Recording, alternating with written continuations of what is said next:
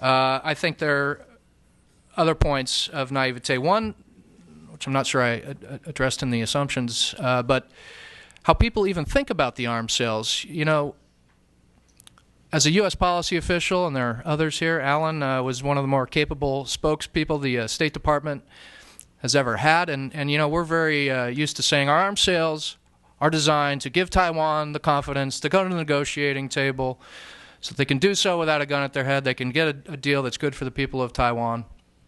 And we all said those talking points. But guess what? It actually has worked. And we're right to say that, and there's actual data to support that. And yet people now want to characterize our arms sales as somehow an obstacle to future improvements in cross-strait relations. I'm going to preview, with Mark's acceptance, I'm going to preview a report that we have coming out that's going to look at the history of U.S.-Taiwan arms sales and the reaction on and the impact on two things. One, cross-strait relations. Two, U.S.-China relations. And you can actually make the argument that there's a strong correlation between our arms sales and improvements in cross-strait relations, if not breakthroughs. In other words, yes, our policy works.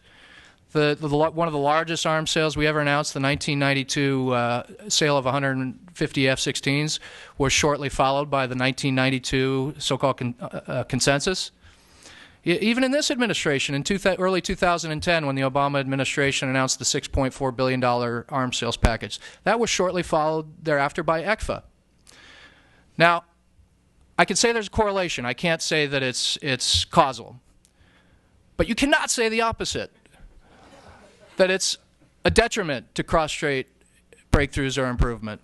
Now, there is an impact, of course, on U.S.-China relations, but even there, as our paper will point out, historically, it's been very modest. It's been related to the mill-to-mill relationship for the most part, which frankly I welcome. But the argument that this is somehow a hindrance to cross-strait development is just plain not supported by the data.